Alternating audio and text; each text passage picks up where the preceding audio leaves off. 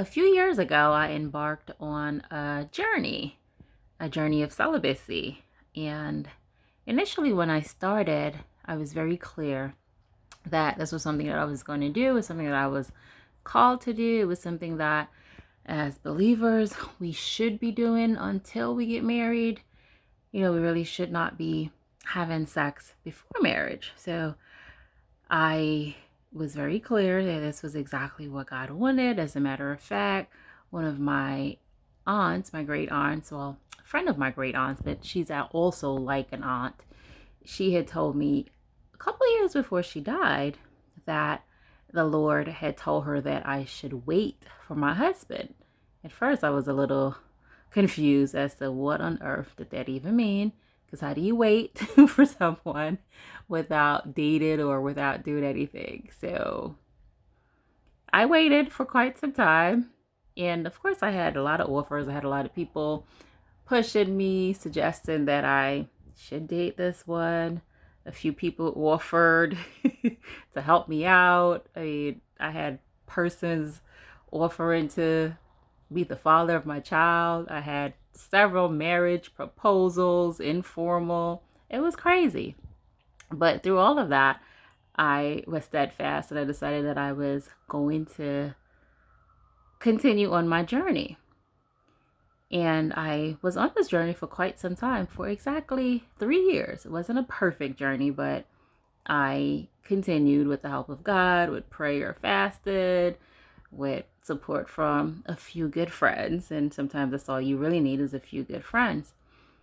But somewhere on the journey, I met someone and I decided that I was going to introduce this person to my journey of celibacy.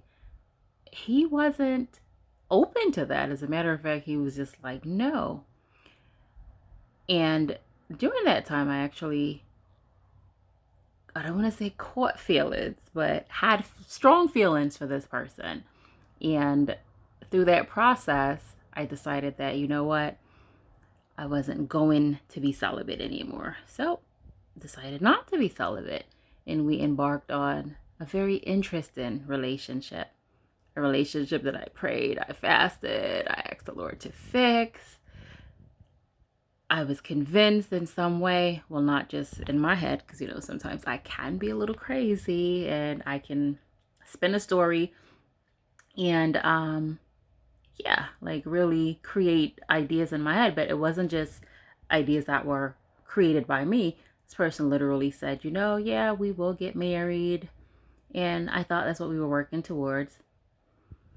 But for some reason, that it didn't quite work out that way. There was just a lot of promises, a lot of disappointments, a lot of not keeping, not honoring his word. And it was also a long distance relationship, so maybe that had something to do with it. I don't know. But ultimately, it was a journey that I decided to embark on that in retrospect, looking backwards, I realized that I should not have done that. I should have held on. I really should have continued to be celibate. And sometimes we think that we can change people. And I think in a way, I thought that I was going to be able to change this person or to bring them over onto my side. And by some sheer miracle, this person was also going to be on the celibacy journey with me, or at least this person would understand, would respect, and would develop this relationship with God. So literally what I was doing was dating evangelism. And that's something that I said that I wasn't going to do. As a matter of fact, I had done one of my soul chat videos called Dear Husband. And in that video, I was very specific as to what I wanted from my future someone. And as I'm thinking about this, I realized that just about everything I said that I wasn't going to do, everything that I said that I wanted from my future someone, I compromised with this person. I just did not live up to the standard that I thought I had set for myself, or the standard that I thought that God had for me. And it makes me wonder though, because sometimes we do we do have these standards, or sometimes we do say things, but do we really mean them? Are we really accountable to ourselves? Like, I definitely know that I wasn't accountable to myself. I know that at some point through the journey, I hit a weak point, and I don't want to say that I'm human, but I am, but that wasn't really it. I hit a weak point, and I decided that this person offered a level of comfort that I needed. I mean, I am a very physical, sexual person, which I'm not ashamed to say. And I think sometimes as Christians, we're like, oh no, we shouldn't really talk about sex. We shouldn't say that we like sex, that we enjoy sex. But I know who I am. And I know at that point I had hit a weak point, and sex was what I felt that I needed. And this person offered it. So yeah, we engaged in sexual activity that just didn't get me to where I thought I was going to go. And I mean, ultimately, I was the one that decided that, okay, this wasn't working. And actually, we broke up a couple of times, twice, actually. And both times I tried to reconnect, to reconcile, but just wasn't working. Just didn't work out. And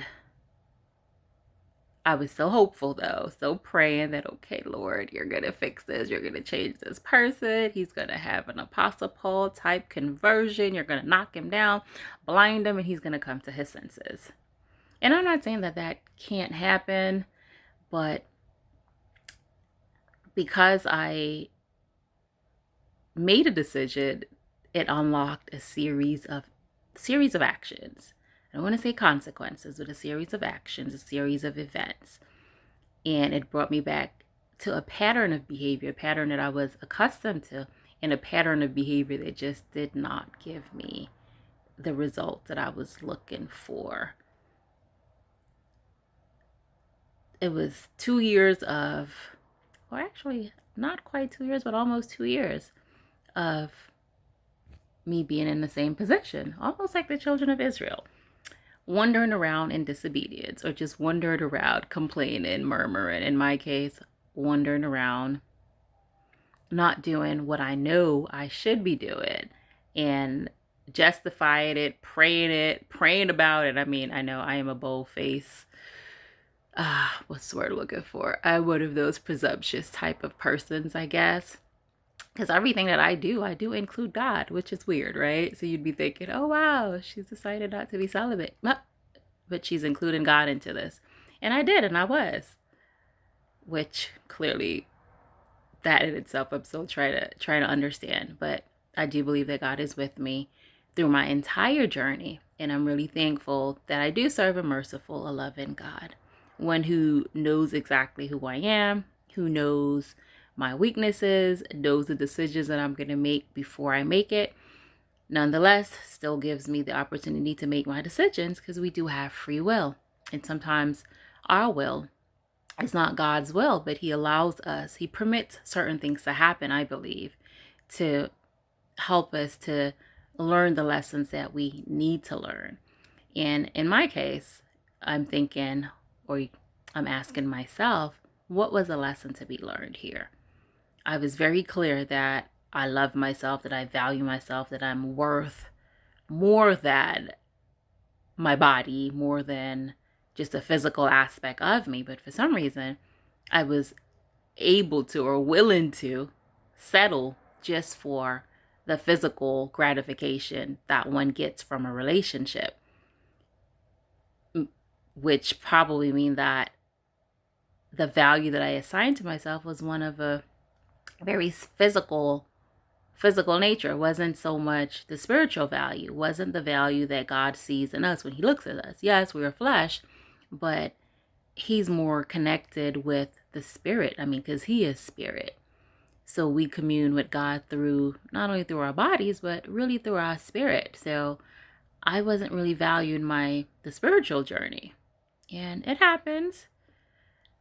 So that's definitely one of the lessons that I learned, that the value that I assigned to myself, or how I thought I valued myself, how I thought I loved myself, wasn't from a spiritual perspective. It wasn't from the place of the love, the agape love that I'm always talking about that God has for me. I really decided that the sexual love, the romantic, the eros, that type of love was what I needed at that point. And I'm not saying that I won't need that, because I do believe that I do need that. But there is a balance, or at least that type of love should come from a certain foundation. The person who I mate with, or the person who I enter into a relationship with, should have a foundation that's based on agape, a foundation that's based on having a relationship, a foundation with God. And this person didn't have that, and wasn't trying to even develop that. But I was hopeful. I was praying. Did I say I fasted? Yes, I did.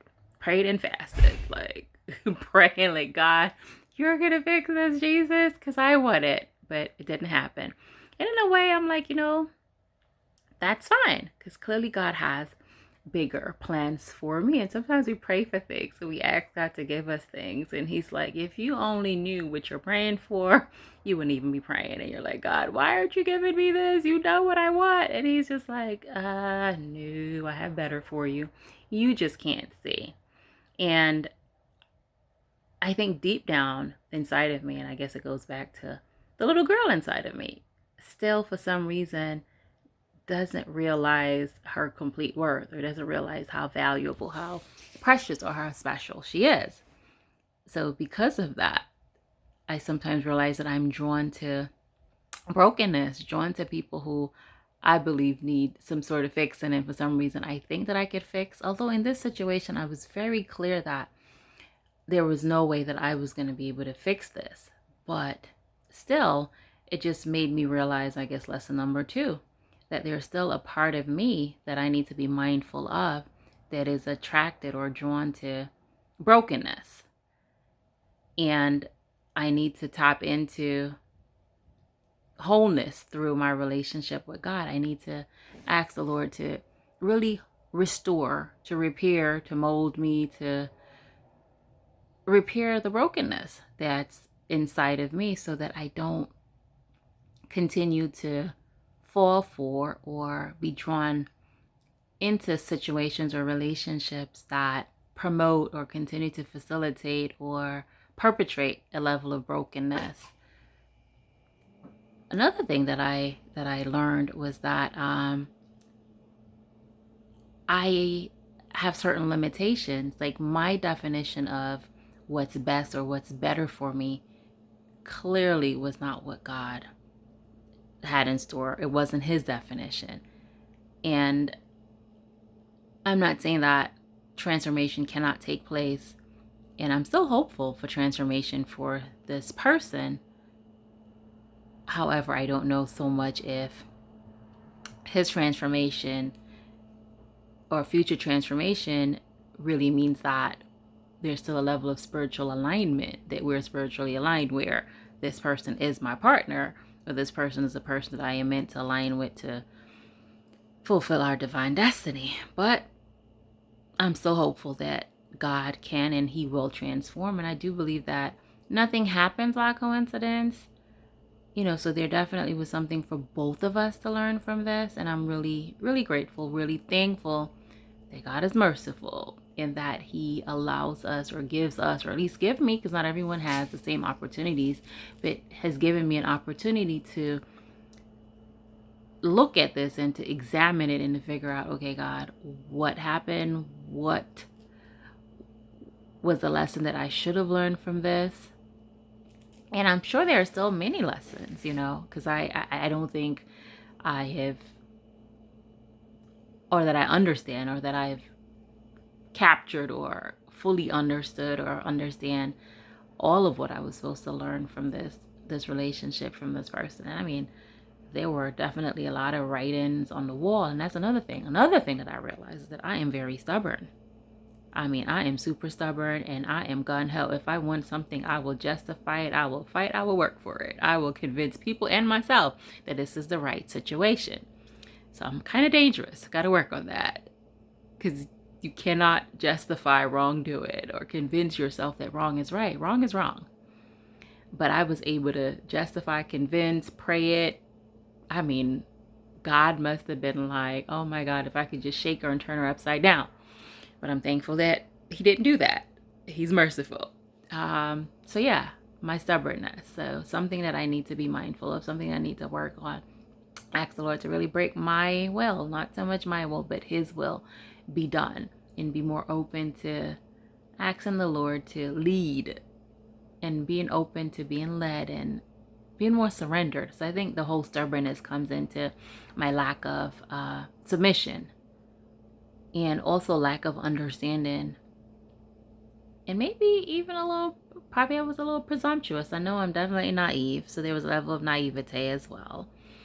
And definitely asking the Lord to help me to be more discerning, more spiritually aware. Although I think that I was discerning, and I discerned, and there were a lot of people that said things to me. So I don't know if it was that. I just think it was me being stubborn and wanting things to unfold the way how I felt that they should have unfolded. So yeah, the lesson in that is really just trust God and ask the Lord to remold me. So I've said all of that to say that I am back on my journey of celibacy, and I am literally starting from zero. So I don't want to say this is day one, but let's say this is day one. Today, September the 3rd, day one of my new celibacy journey. So I am praying, I'm hopeful to see exactly where the Lord is going to take me and what he has in store for me.